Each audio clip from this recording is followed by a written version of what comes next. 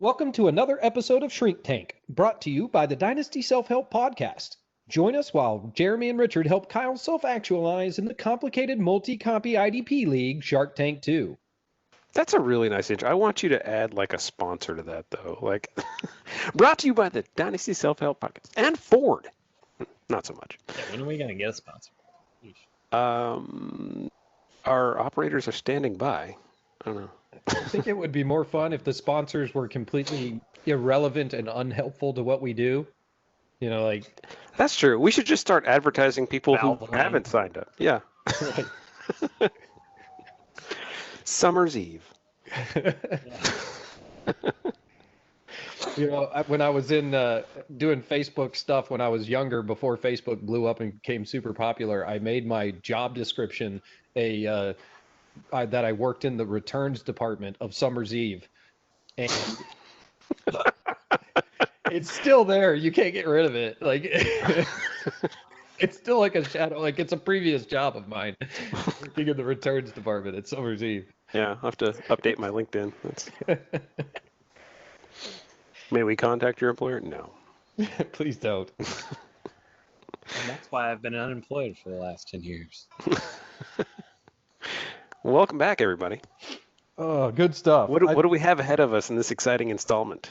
So, like we were talking about before, I'm kind of bringing back some memories of how I did this. And so I decided to do these diaries after I had some time to really sit down and digest the league and figure out what was going on. And I had started to become happy about it. It's like, oh, this is a cool league.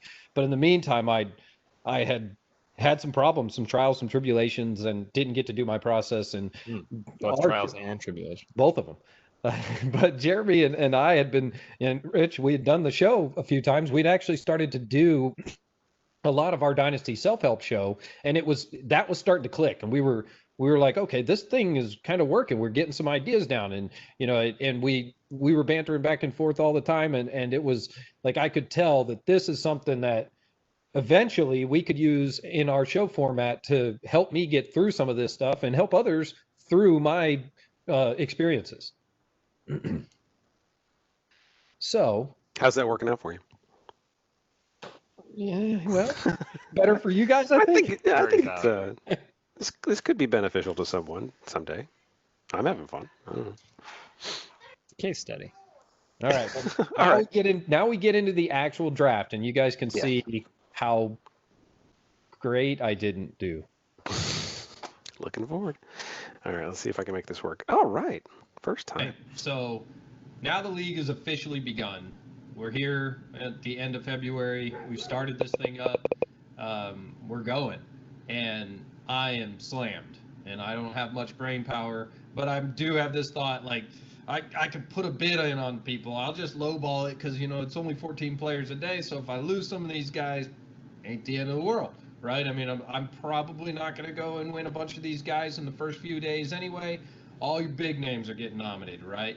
So let's just take a look at what your first day's worth of nominations are. We can pull up day one.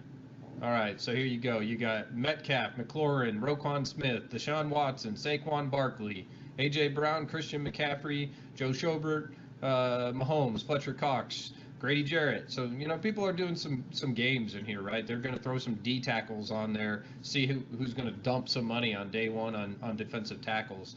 At least that's what I'm thinking, right? I don't know, position scarcity versus, whether these guys are actually great. I know these guys a little bit, and, I generally know all the player names that are on here, and I will up until even the late stages. I know most of the players. I don't really know their value, but I'm seeing all these kind of guys. Okay, what's going day two? You got your Josh Allens and your Dalvin Cooks, Lamar Jackson, Derrick Henry. In this league scoring, I know on the offensive side of the ball. That's the video blurring on my eyes. Okay, I'm just watching the names fly by. Again, if I haven't said it before, much respect to you guys who do this for a hobby. You score a ton of points with quarterbacks and running backs. Your wide receivers are a little mitigated. They don't do quite as much, but they're still strong at the top end, especially. Your tight ends, it's a tight end premium, but even at that, they don't score all that much. So your tight ends don't seem to be that great. I like I said, I have a vague understanding of the general rules, but I have not thoroughly invested the time at this point. That's So it's the most general statement of non-confidence. I sort of have a general understanding, but I don't. So, I've learned throughout. It's like when you get called on in class. What I've learned here, especially in My the last guess couple is of that years. the but- themes of the book would be Yes, that's what this is. This is a book report. that this guy, had some strong feelings toward this guy. Kyle, did you read the book? In I my did read the first book. pass through of the book itself, I was able to glean some of the high level concepts Drawing spoke themes out to me. from Yeah. chapter 1 to chapter 4. And it spoke to me in terms of my own life, of things I've experienced on the outside. And I'm going to go ahead and write about that I instead did of. really like it though. I'll figure it out as I I go. really like the reading. Yeah. So that just reminds me of in high school, especially my junior and senior year in English. I had a fun time where if the teacher ever asked me a question or asked the room, I would raise my hand and I had no idea what she asked. I would just start talking until I would answer the question, and I would just kind of follow the cues of the teacher until the teacher seemed like I made sense, and then I'd be like, and that's what I knew. And some then- things never change. Today we call those presidential debates. That's right. So here we are. I'm looking at week 1. I'm on day 4, when I first nominate Byron Jones. And I'm thinking, all right, I'm going to get me a lockdown Cowboy. corner. Former Cowboy. I don't really understand how the scoring system works for defensive players, but I know that Byron Jones is kind of topsy-turvy. People probably aren't going to go after him right now because he was in a contract dispute with the Cowboys, and he may or may not be a Cowboy. But I'm going, that the dude's gonna go somewhere and be a badass because he's a lockdown corner. He's so good nobody throws to him. Foreshadowing. That's not a good thing for a cornerback. You don't get points for that. So there we are. We're starting to look through this. I'm gonna see if I can pull up and make happen the actual bids that I was doing those first few days. All right, so here it is. I'm throwing bids out there. $30 for Elliott. Mind you, if you filled out your roster on an average, you'd maybe spend $30 in that range. So I'm going, okay, that's a pretty good average. And, you really don't want to spend, you're going to have some dollar guys in there.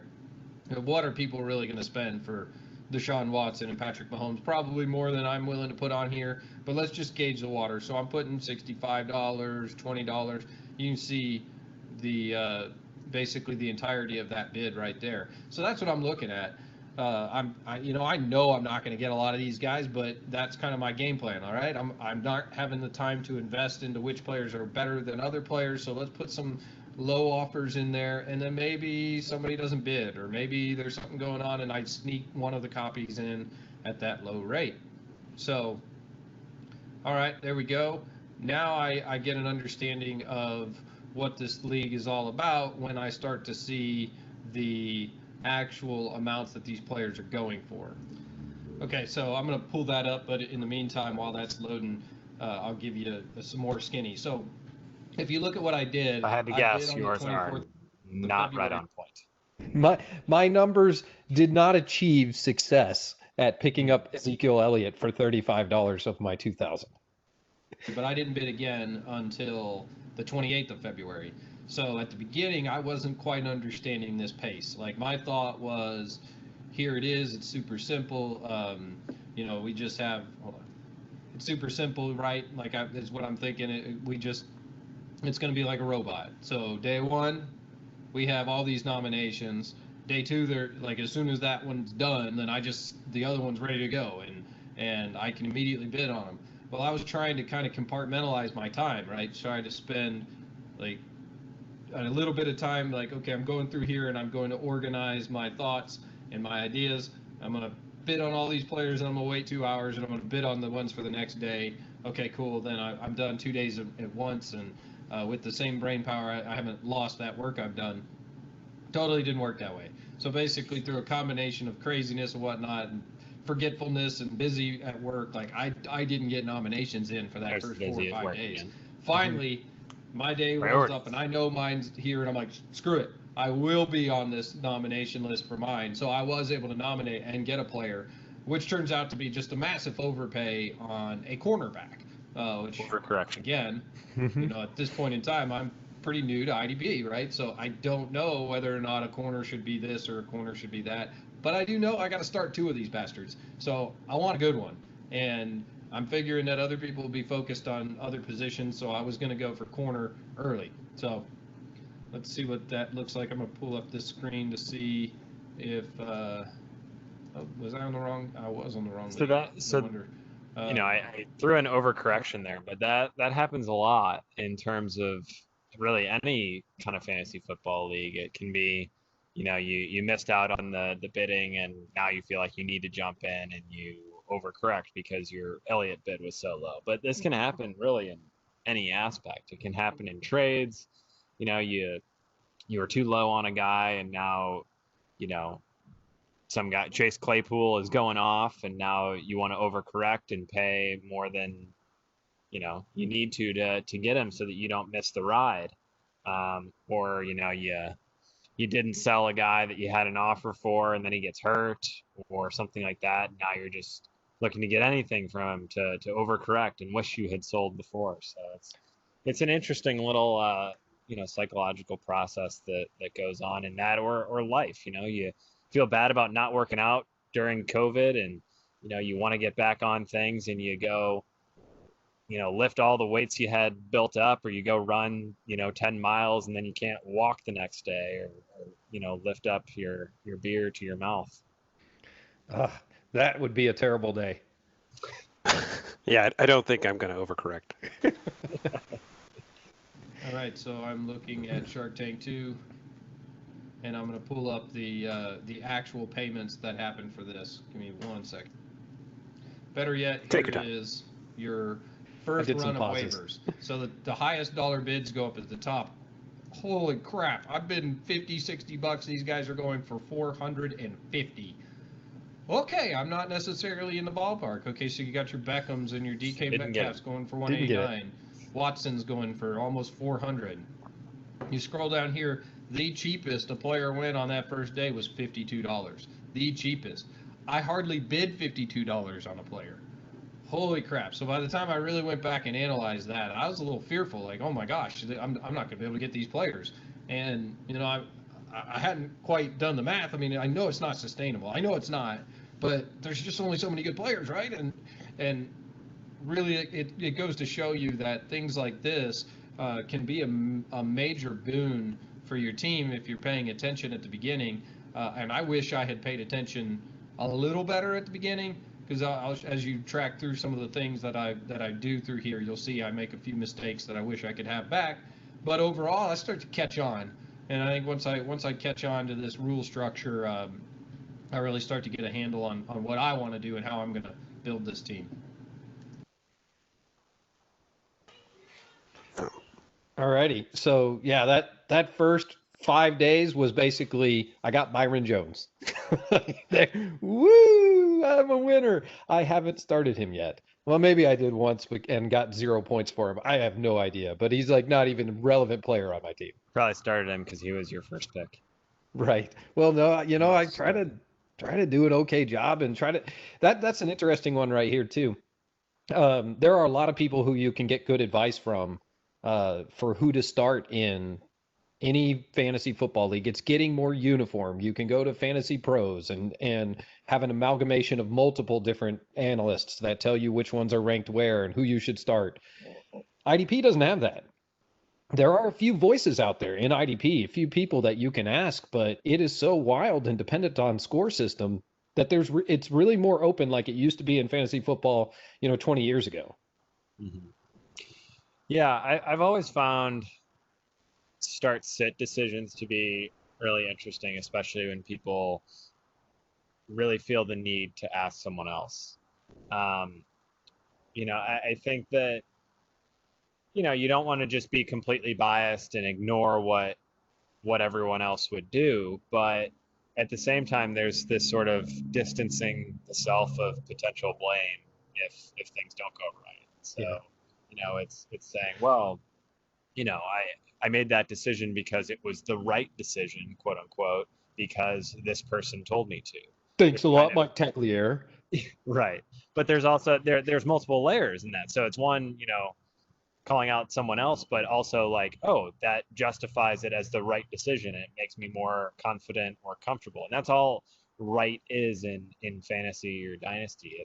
It's comfort. And that's why I try to push against, right and wrong and what you should do and all that, and just stick to what you think you should do and go along for the ride. And it might not work out, but it might not work out if Fantasy Pros tells you what to do, or it might be the most optimal decision, but it doesn't work out that way. And that's the fun in the game we play. Learning how to make your own decisions, it's very helpful. That whole detachment from the guilt of being incorrect is something I see happening more and more in the world these days, and it's a tough deal. But like, for instance, I can remember 25 years ago, somebody, when I was helping them with their computer, they were just besides themselves because they couldn't find the pink circle. I'm like, what pink? What are you talking? There was some icon on a desktop that to them looked like a pink circle, and it wasn't. It was like it was a pig or something. Like, I have no idea what it was, but it was an actual thing. My brain never even saw it as a pink circle, but they did. And when the company changed their logo, that icon changed, and they couldn't find their program ever again. It was lost. It was gone. So it's amazing how we can do that. Well, I'll say that wasn't me or my brain, because I was 5 years old. It's true. It's interesting how a lot of people, though, like, will probably go through life, just their goal is to just try to pick the right person to tell them what to do.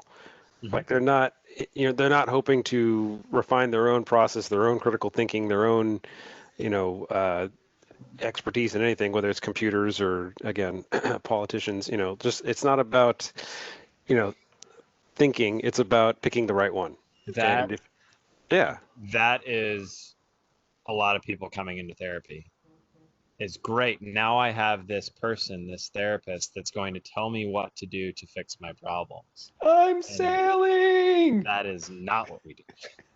We really help that person explore to make their own decisions and teach them skills to become their own therapists, so that they don't need us in perpetuity, and they feel more, they increase their self-efficacy so that they can encounter things that are unplanned and say, you know what, I've got this, and I know what I've done in the past and how that's turned out, and I know what I'm going to do now because of how it could turn out instead, which will hopefully be a better outcome.